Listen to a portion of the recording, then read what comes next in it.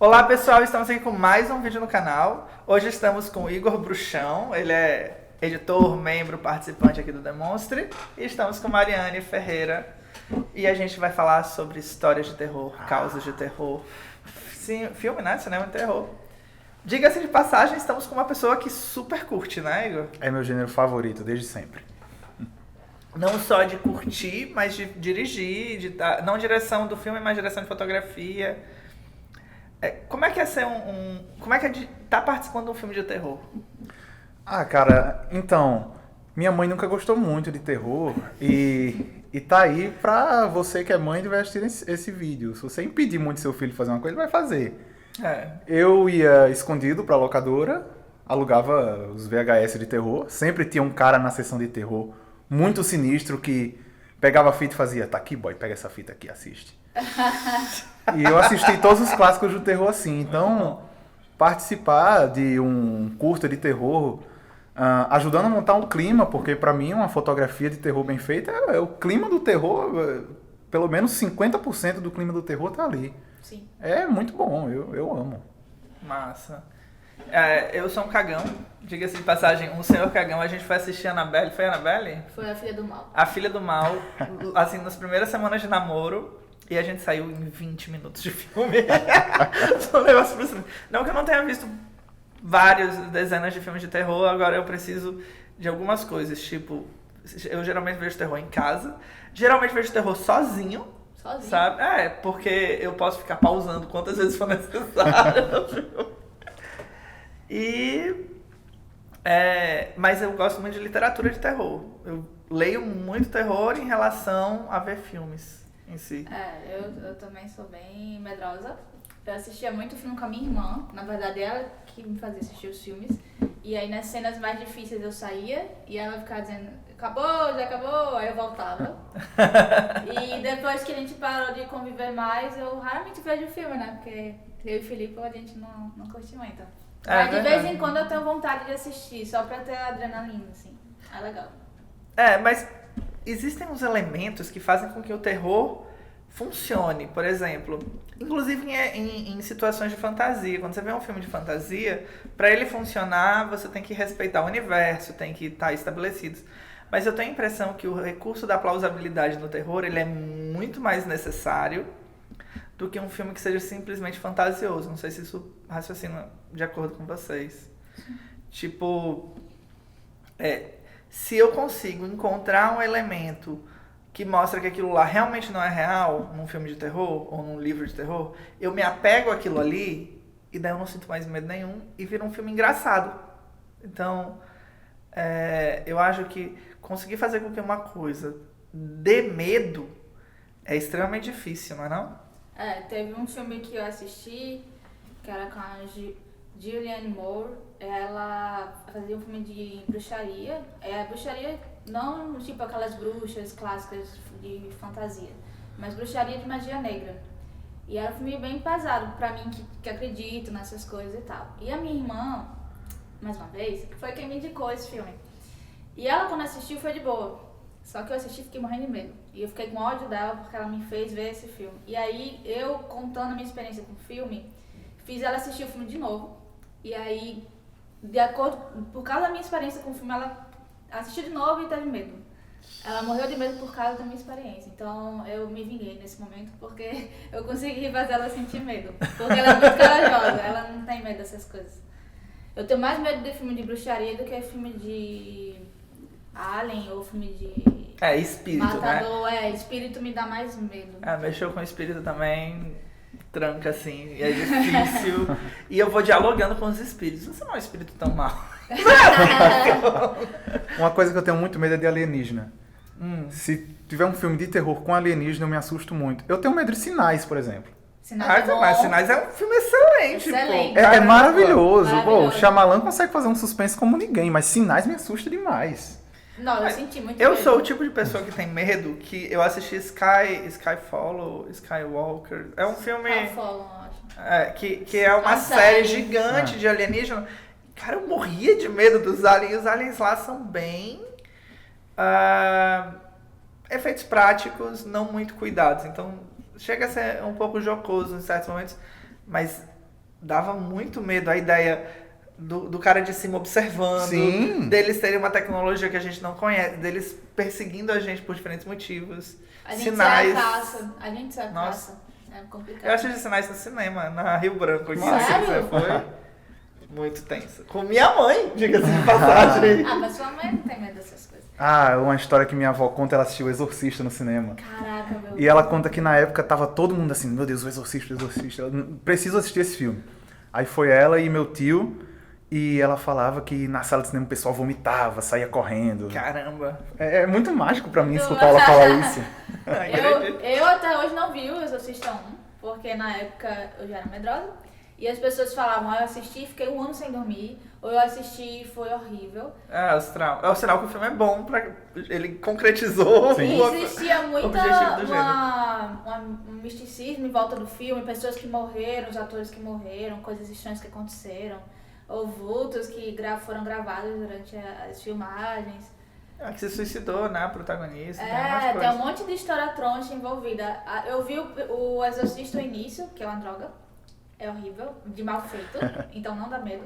Mas ainda não vi o primeiro. Eu assisti o primeiro Exorcista, mas eu já fui tão impactado que era o pior filme, que era um filme que a primeira coisa que eu fiz no filme foi me apegar a um elemento descaracterizante. Daí eu não senti medo, mas também não curti o filme. Porque se tu vai pro filme terror, você quer sentir medo, você tem que Exato. se envolver. Então tem que se entregar, mas é um debate, né, um diálogo. Agora Eu, por exemplo, odeio gente que vai pro cinema pra ver filme terror e ri. Também. Eu acho isso uma Também. babaquice Perde totalmente gigante. a ideia. Desculpa. Eu sou muito da opinião ainda de que um filme de terror não tem que necessariamente dar medo. Eu gosto de um filme de terror que ele trate de temas que sejam conhecidos pela gente pelo absurdo, pelo terror. Eu estava conversando com o Filipe sobre um terror que eu gosto muito, um terror iraniano chamado Sob a Sombra, que ele trata da questão da guerra do Irã e o pai que sai de casa para ir para a guerra e deixa a esposa e a filha lá. Trata dessa ótica, desse horror da guerra pela figura do Djinn, que é uma entidade, da cultura islâmica. É o gênio que você conhece, só que ele é um ser aterrorizante lá. Seria Não tipo um é demônio. o gênio do Aladdin. Seria Sim. tipo o demônio deles. Porque tipo, não exatamente. O Djinn, ele tem 3 tipos de Djinn. Ele tem o Sila, ele tem o Marid e tem o Efret. Nossa. O Djinn do Aladdin é o Marid, é o Djinn bonzinho. O Djinn, do filme seria um Sila, é o Djinn puramente mau. E é isso, ele representa o horror que aquela família sente com a guerra, e eu gosto muito disso. Tem todo um contexto, Sim. não é o medo pelo medo. É aquele elemento da plausibilidade. Pode ter um elemento fantástico e é legal quando tem. Por exemplo, pra mim é muito mais interessante hoje. Eu sou geração Harry Potter, então eu comecei a ler por causa dos livros de Harry Potter, amei, vivi aquele universo. E tinha a ver com a minha realidade escolar e por isso eu gerava empatia. Mas os filmes de hoje, mesmo que eu não ache eles melhores que os anteriores, eu tenho muito mais curiosidade e interesse em ver Animais Fantásticos porque eles envolvem a história, um artifício da realidade e isso me convence. Mas o Fantástico ele tem que estar ligado a uma história real que você possa pensar assim, eu poderia estar vivendo isso para ter impacto. O Labirinto do Fauno é um filme Nossa, que eu adoro. é um E senhor que é de filme. terror, você já assistiu, Igor? Já. E eu acho fantástico, porque ele também, né? A menina, como uma fuga daquela guerra, daquele universo horroroso, acaba se refugiando na imaginação, no fantástico. E mesmo o fantástico é assustador. Com certeza. Né? Como era? Não lembro qual era o nome daquele monstro que... Também não, botava os olhinhos assim, deixa eu pegar a canetinha aqui.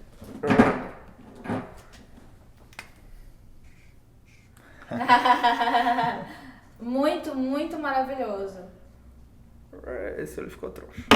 Ele faz assim. Cara, aquilo lá era muito Sim, tenso, sim. meu E Deus. a trilha sonora maravilhosa ajudava, né? Acho que a música é uma coisa muito importante no terror. Além da ambientação, que é importante, que é maravilhosa nesse filme também. E é uma história, a protagonista é uma criança, mas é fantástica. E tudo que tá por trás do filme. A gente foi ver o Labirinto do Fauno em grupo. E a gente escolheu O Labirinto do Fauno não porque era um filme de terror, porque ninguém tinha pesquisado, mas porque era um filme que parecia ter elementos fantásticos ali, a capa. E foi uma experiência assim, todo mundo foi pra assistir e se envolveu tanto, o filme foi tão pesado, que no final a gente não foi pra bar, não foi mais pra nada, foi todo mundo pra casa, que o humor foi lá pra baixo. Muito incrível. Mas eu acho ele... Eu fiquei até ouvindo a trilha sonora por muito tempo. É uma das minhas preferidas. Vem cá, e daí tu falou de experiências reais, vocês já tiveram algum tipo de experiência sinistra, de caos? Porque tem um monte de lenda por aí, e quando eu tô em sala de aula conversando com os alunos, eles fazem relatos assim que eu tenho certeza que aquele cara conheceu o Batatão, conheceu Comadre Florzinha. Comadre Florzinha e o Batatão são histórias daqui. O Homem do Saco, que deve ter aí na sua região. Vocês já se envolveram em alguma história, ou com uma dessas entidades, ou algo meio sobrenatural, assim? Ou que deu medo também? Na minha época tinha uma loira do banheiro. Eu lembro até que algumas meninas já fizeram brincadeira e tal, e que deu medo na hora, porque eu era muito criança. Mas na minha época tinha muito essa coisa de espírito, fui criada na religião cristã, então eu tinha muito medo de demônio, dessas coisas. E quando eu era criança, eu tinha um sonho recorrente, de que eu sonhava como se eu estivesse na minha casa, como se fosse um espelho da minha casa no subterrâneo, e ela era habitada por sombras, como se fossem pessoas em forma de sombras. E era muito tenso. E era um sonho que eu não conseguia me livrar. Eu me livrei só quando eu fiquei mais velha, assim, muito tenso. Tipo Stranger Things, é uma coisa bem complicada. Você fala isso, eu fico com vontade de ter esse sonho pra saber como é. Caramba! Eu tive um sonho parecido, que você entrava dentro do espelho, e quando eu entrava dentro do espelho era tipo uma piscina, só que era uma piscina gelada, tipo mercúrio, metal, assim. Claro que eu não tinha consciência. Quase a penseira. E daí você ia entrando, e quando você finalmente mergulhava, era o mundo, só que super gelado e com as pessoas decrépitas, assim, só as almas negras das pessoas, tipo, era muito assustador.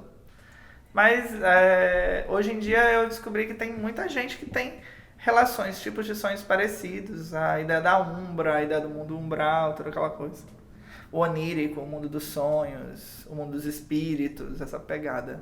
Eu nunca tive um sonho em um outro universo assim. O único sonho que eu tive que pra mim seria em outro universo, que pareceu muito com aquilo de viagem astral, era eu voando sobre uma cidade que era parecida com um pântano, a cidade, e tinha uns homens-sapo. A população da cidade era uns humanos anfíbios, como nos contos de Lovecraft. E eu ficava voando e eu não era um espírito que voava, eu realmente voava, eles estavam me vendo. Eles ficavam cochichantes e olhando pra cima. Caramba, mas você já tinha lido Lovecraft? Ou não. Foi? É isso que é louco, tipo, eu tive leituras posteriores que eu digo, caramba, eu já imaginei esse negócio. Mas eu não tinha tido contato com o autor. A gente fez uma campanha, uma atividade em Perobas, e os meninos tinham que contar histórias de terror que eles tinham vivido, histórias fantásticas, né? Com lendas locais. E daí eles contavam o Batatão, que é uma bola de fogo que persegue caçadores na região. Mas eles contaram uma história de um pescador que a gente, tipo, nossa senhora, parecia tão real. Inclusive a gente pegou um barco com esse pescador e o pescador reafirmou a história, que era o quê? O cara foi pescar numa época em que não podia pescar, que era de peixes novos, lagostinha, né? E daí, simplesmente, no meio do mar, surgiu uma bola de fogo que começou a perseguir o barco dele, fez ele voltar a remo, suado e tal, e que o povo conseguia ver a bola, houveram testemunhas do fato. Isso é muito significante para a história. E de viver, que não tenha sido um sonho, já rolou alguma coisa? Já. E é uma das minhas histórias mais tensas e eu tenho medo disso até hoje. Que antes hoje eu sou ateu, não acredito em nada. Mas antes eu gostava muito de estudar magia enoquiana, goétia e tal. E eu jogava no computador com a porta entreaberta, porque eu gostava de falar enquanto jogava no TeamSpeak e incomodava o pessoal lá de casa. E nesses reflexos que você tem de jogar e olhar para um lado, eu vi uma figura na porta, na aberturazinha da porta. E não foi esse tipo de visão que você vê e ele some depois, não. Eu vi, ele continuou lá. E eu disse, não, isso não é nada. Voltei a jogar, uns 10 minutos depois eu olhei e ele ainda tava lá. Meu Deus. E eu me levantei, fiquei de frente pra ele e ele tava lá. Caraca. Mas eu não conseguia fazer mais nada. E Menina, daí tu tava tinha sozinho em arrejado. casa. Eu não lembro exatamente se eu tava sozinho, mas se tinha alguém em casa eu tava dormindo, alguma coisa assim. Por isso que eu deixei a porta entreaberta. E ele parecia muito com aquele demônio do Insidious, só que ele era todo preto. E, pô, quando eu cheguei perto dele dava pra ver a textura da pele dele e tal. E eu só parei de ver ele porque ele foi embora. Ele virou as costas e foi embora. E quando eu olhei não tinha mais nada. E pronto, nunca mais apareceu. Mas foi muito real, extremamente real. Cara. Não. Deus me livre. E hoje você pensa que foi mais imaginação, assim. Pra mim foi coisa da imaginação, ainda que tão concreto assim. Mas eu não consigo acreditar em que existem essas coisas. Eu sempre tive medo de ter visões desse tipo. Eu sempre ficava pensando, nunca quero ver essas coisas. Às vezes acontecia de eu ver algum vulto em casa, eu ficava muito assustada. E minha irmã, ela tinha uma amiga que ela tinha muito isso de ter visões, de ver espíritos. E ela era muito perturbada por causa disso. Era uma coisa assim que aterrorizava a vida dela. E eu ficava pensando, não quero ter esse tipo de coisa. Porque se eu tiver esse tipo de coisa, eu não vou saber lidar. Porque, enfim, para pessoas que acreditam nesse mundo espiritual é assustador a ideia de ver. Tipo, eu acho que existe, sei que existe, mas você vê, Sim. é um negócio tenso. A gente foi pra Chapada Diamantina de Uno. Eu, Mariane, Alan e 2 outros amigos, Pedro e Thaís. E no que a gente foi, aquela animação, aquela história, me deu uma puta dor de barriga. E eu fui de posto em posto até chegar na Chapada. Um local que a gente parou foi Paulo Afonso. E em Paulo Afonso tinha um parque aquático, a gente resolveu dormir no parque aquático, eles alugavam uns quartinhos. Eu passando por uma desinteria terrível, já tomando soro e tal. Daí eu resolvi ir no banheiro do parque aquático. Quando o banheiro era o quê? Era um extenso, com um corredor no meio e uma galeria de vários banheiros, de um lado e do outro. Entre os banheiros, sabe aquela muretinha? Tinha um vidro de um lado e do outro. E no que eu fui caminhando, eu já achei tenso. Daí sentei na privada, passei mal o que tinha que passar. Quando eu olho pra baixo, cadê a porra do papel higiênico? E daí eu comecei a gritar, Mariane, Alan, Mari. E ninguém vinha de repente. E tudo escuro, eu não tinha achado interruptor, nem nada disso. De repente eu começo a ouvir umas pegadas. E eu começo a reclamar, porra, Mari, não sei o que, tô te chamando a horas. Simplesmente abre a minha porta e uma mão com papel higiênico entra ali. Não fala nada. A mão toda em carne viva, assim, com pus, tal, e pelo, sabe? Uma situação asquerosa. Ele caiu o papel higiênico, eu botei a mão, ele pegou e o cara saiu. Uma mão, na verdade, eu não sei identificar se era uma mão de mulher, era uma mão de homem. E eu assim, né? Ali parou toda a dor de barriga esse dia. Eu fiquei bem aí uma semana. Daí me limpei tudo e daí botei a cabeça pra fora. Quando eu botei a cabeça pra fora, só tinha o vulto da pessoa saindo, porque era um corredor relativamente longo. Meu cu fechado. E eu pensando assim, eu saio agora ou eu não saio agora? Daí pronto, daí saí, falei pra Mariana, falei pro povo. E ninguém deu bola, porque parecia, Feliz, você tá exagerando, não sei o quê. Mas foi muito tenso. Claro que essa história ela é alimentada, né? Realmente isso aconteceu. Inclusive as manchas da mão da pessoa ficaram no papel higiênico e tal. Mas, como eu sou professor, e eu sempre trabalho na época de Halloween para os alunos pegarem causos das histórias deles e trazerem as histórias, eu acabo contando essa história, mas que realmente foi muito tenso. E que eu tenho várias, assim, tanto minhas quanto dos alunos, e você vai construindo uma narrativa. O que eu percebo que mais assusta as pessoas não é o monstro, não é a criatura, mas é o detalhe. Não sei se vocês percebem isso, tipo, o que mais me assusta nessa tua história do mundo abaixo é o detalhe dele ser sombrio, de ser um reflexo do mundo da gente Era minha casa deteriorado. igual, era minha casa igual, sem tirar nada. Só que era habitada por sombras. Era muito tenso. E isso é muito incorporado no terror. É característica do terror os planos de detalhe. Sim.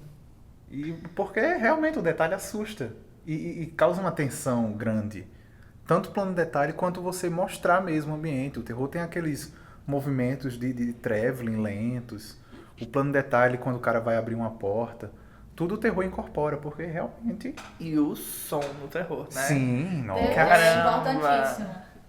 Nossa, eu conseguia ter pesadelo com o filme. Eu lembro de uma vez que minha mãe estava assistindo um filme. Não era nem um terror, era um suspense. E eu não queria ver, só que todo mundo via filme no mesmo quarto. Era na época, a TV estava no quarto.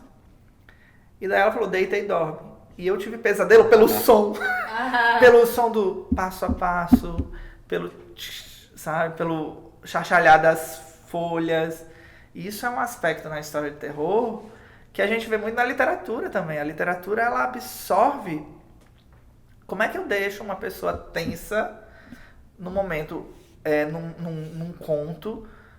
Simplesmente, na apresentação de cenário, ele é um cenário sempre muito detalhado, ou mesmo que não seja detalhado, mas a ligação é sempre um único aspecto. Nunca é um monte de monstro, um monte de característica. Não, é um aspecto. E daí desse aspecto você vai puxando a pessoa pro abismo do terror. Sim, sim. A curiosidade, eu me lembro do primeiro conto que eu li do Lovecraft, que foi Um Sussurro nas Trevas. E, meu Deus, eu fiquei obcecado muito tempo com esse livro, porque, nossa, mano, tinha toda aquela narrativa dos... Eu tenho medo de alienígenas. Dos alienígenas que vêm aqui, e eles são meio deformados.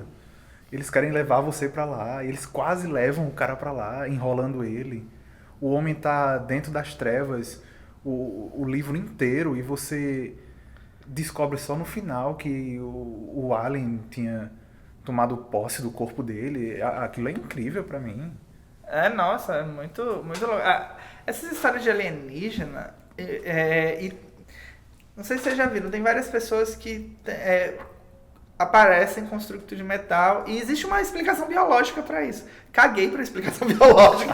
Se eu encontrar alguém e que conte, que tenha a cicatriz, caramba, é muito tenso um negócio desse. E nos Estados Unidos, eles têm uns acervos, tem um museu que mostra os diferentes... Tem uma seção no museu que são as diferentes coisas que foram extraídas de corpos humanos, que teoricamente os alienígenas são chips alienígenas, essas coisas. Bizarro, bizarro. Embora assim, hoje em dia o que eu mais tenho medo é do ser humano. Tipo, conto de psicopata, conto de gente que extravasa, que faz o mal pelo mal. Eu leio muita fanfic, que são histórias dentro do universo, recontação de universos. E eu li uma fanfic de Senhor dos Anéis que, na proposta deles, são os personagens do Senhor dos Anéis e eles perdendo a sanidade. Então é a perda da sanidade do Legolas, a perda da sanidade do Aragorn, na perda da sanidade do Legolas. Ele começa como ele é um cara muito ágil, ele começa, quando ele tá em combate, ele começa a desenhar com as flechas nas pessoas e tal, e daí o texto descreve o cara pegando a ponta da flecha numa pessoa que ainda não tá morta, e ele retirando a pele e sangrando aos poucos, mas deixando a pessoa viva para a pessoa sofrer. Isso é muito tenso. Um outro texto que eu li de um aluno pegou e escreveu essa história, assim, a gente fez uma oficina de história de terror, e o aluno fez uma história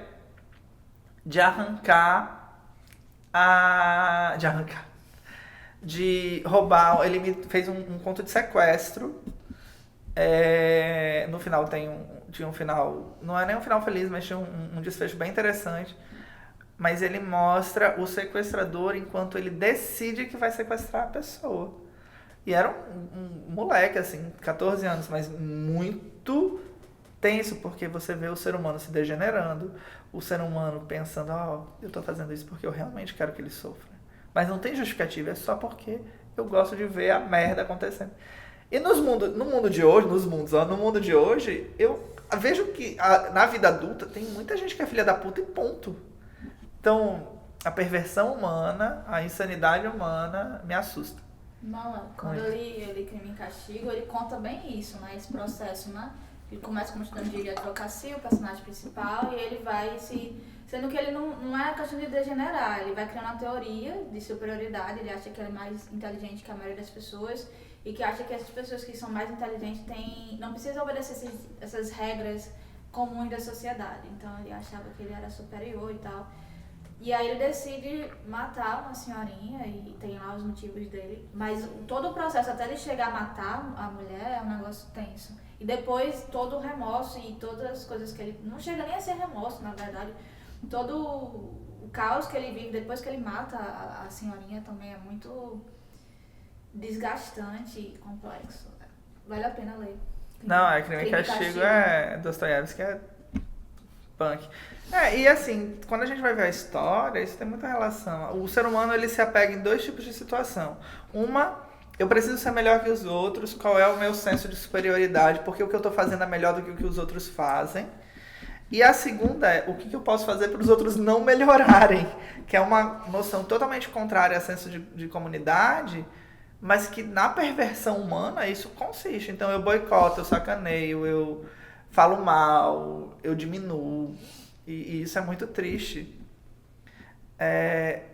Vem cá, falando de terror, na cultura popular, existe alguma criatura que assusta vocês? Assim, tipo, mesmo? Só a ideia do espírito, do demônio, pra mim, só. Mas esse espírito do demônio, não é popular. Eu pensei em lenda, essas coisas. Lenda, não. Não, então são os espíritos. E você, tem alguma? Mexer com o sobrenatural, mexer com aquelas coisas magia negra, essas coisas. Não me agrada. Cara, eu sei que é uma figura que foi mostrada muito de forma lúdica, mas eu acho o Saci uma coisa extremamente macabra. Eu acho ele extremamente macabro. Tem até um curta do Zé do Caixão, dentro de uma coletânea de curtas chamado Floresta Negra, alguma coisa assim, que tem o curta O Saci. E é uma figura macabra que me assusta muito, porque, imagine, ele é praticamente um espírito que ele prega peças em você, mas não é essas pecinhas do sítio do Pica-Pau Amarelo, tá ligado? Ele mata sua mãe, pô. Que peça, né? Tem uma série de filmes aqui de curtas no YouTube que se chama O Caçador de Lendas. Ele vai caçando as lendas, e são lendas brasileiras. E o Saci é simplesmente o episódio mais tenso que existe. Acho que das lendas brasileiras, o povo fala muito, o folclore estrangeiro, mas as lendas brasileiras são de uma riqueza absurda. E são todas sinistras. Sim. A Yara é sinistra, o Boto é sinistro. Se tu quiser mostrar a pegada real, era maneira, por exemplo, os irmãos Green, eles trouxeram e catalogaram histórias do cotidiano para educar as pessoas. E aqui a gente tinha a mesma coisa. Porque a narrativa, ela tem muito disso. Cara, eu tenho muito medo da pisadeira. A pisadeira tem. Porque eu tenho essa ideia de dormir, tentar acordar e não conseguir às vezes. Mas olha que louco. É uma senhora, uma gnoma, uma senhora baixinha que anda pelos telhados. E que ela simplesmente, quando você está dormindo, ela vai e pisa em cima do seu peito para te matar sufocado. Nossa. Mas o prazer dela não está em lhe matar sufocado. O prazer dela está em lhe ver na agonia do sufocamento. Então, o prazer da pisadeira é estar ali segurando o qual a seu história afá. Dela? Ou ela não tem história assim? Não, é essa a história. Ela é uma senhora que mata as pessoas. É para explicar as pessoas que não conseguem acordar durante sonhos e explicar também as pessoas que morrem enquanto estão dormindo. Agora tem uma coisa muito sinistra na pisadeira. Tem quando você acorda babado, A pisadeira baba na sua boca enquanto ela está pisando no seu peito. Porque ela mata você sufocado, mas ela quer mesmo matar você afogado. Tenso e nojento, né? Muito louco. Complicado. Aqui no Rio Grande do Norte tem muita lenda de lobisomem e eu já ouvi um amigo contar sobre um ritual pra você virar lobisomem. Tipo, você não precisava necessariamente ser o 7º filho e tal. Você poderia virar lobisomem. Eu não lembro exatamente em que município foi que ele cresceu. Foi em Pureza, lembrei agora. Pureza tem essa, né? Você tem que ficar numa noite de lua cheia embaixo de uma vaca prenha e rezar o Pai Nosso ao contrário. Isso você com as roupas vestidas ao contrário também. Segundo você ele, virar o lobisomem. você virava lobisomem. E ele disse que ouviu essa história quando era criança e tipo tinha um cara lá que ele era todo doentão e tal, e ele tinha certeza que esse cara tinha feito o ritual. E as pessoas lá da cidade diziam que ele tinha feito. Nossa. Tenso. Não, o interior do Rio Grande do Norte é uma coisa riquíssima. Tem uma história... Eu ia pra Martins todo ano. E daí tem uma cidade... Eu tô na dúvida se é Pau dos Ferros, mas eu vou colocar na descrição. Que tem uma igreja que pegou fogo dentro da igreja e matou uma menina porque diziam que essa menina era possuída. E no chão da igreja onde queimou tem o corpo da menina queimado, a imagem do corpo da menina assim. É muito. Você Tem, lembra? é Pau dos Ferros. Eu tô quase certeza que é Pau dos Ferros. Vou ver. Ainda tem até hoje? Tem sim. E daí tu vai. Eu tenho que ir lá ver isso.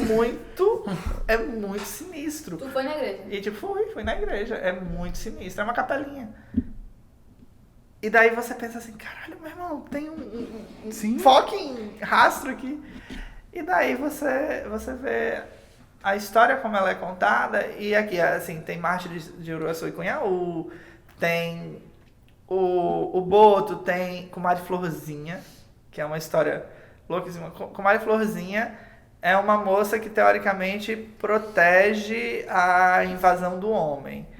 E ela se diverte matando os animais que foram domesticados. Maltratando os animais que foram domesticados, porque, teoricamente, eles traíram a natureza.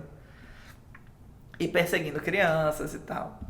Então, há uma crueldade na contação de histórias muito incrível. Eu tinha um professor de geologia que ele dizia que Comadre Florzinha mostrava pra ele onde estavam os minerais. E ele era uma pessoa muito supersticiosa. Ele dizia que tinha tido experiência com alienígena. Ele era espírita e várias vezes ele dizia a experiência de sair do corpo. E muitas vezes ele saía do corpo, né? Ele tinha essa experiência, ele dizia que tinha ido na casa de alguém que ele conhecia e via a pessoa fazendo tal coisa. E que quando ele questionava a pessoa disse, não, realmente isso aconteceu. Ele tinha muitas histórias desse tipo. Uma parte da aula era reservada essa parte, eu gostava. E ele disse que uma vez, como ele trabalhou muito em pesquisa mineral, ele andou muito por esses interiores daqui, do Nordeste. E tinha uma casa, da época do descobrimento, uma fazenda, que o dono nunca alugava pra ninguém. Que as pessoas da cidade acreditavam que era mal assombrada. E elas nem passavam de noite perto dessa casa porque era mal assombrada. E aí ele insistiu e o cara alugou pra ele. E aí ele disse que ele armou a rede, dormiu lá e que de noite ele começou a sentir cheiro de café da cozinha. Que quando chegou lá, ele viu aquelas... tipo como se fosse uma escrava, assim, de cócoras em cima da pia, assim, olhando pra ele. Caramba! E ele disse que nessa mesma noite ele estava deitado na rede e ele sentiu como se fosse tipo um javali que tivesse passado por cima e ele sentiu passando por debaixo da rede e atravessando a parede. E era uma casa com aquelas paredes assim muito largas, aquela cozinha bem antigona de usar madeira e tal. E várias experiências, ele passou por várias histórias desse tipo, assim, era bem interessante. Caramba. Essas experiências e essas histórias que o povo conta me faz ser um ateu não praticante. Né? Porque você vai se envolvendo. E porque tem a ver com a realidade, Sim. né? Tu consegue se ver na situação. Pessoal, muito obrigado pelo papo. Obrigado a vocês por terem acompanhado a gente até aqui. E temos mais vídeos como esse aqui no canal, vão procurar. Até a próxima. Tchau, tchau, gente.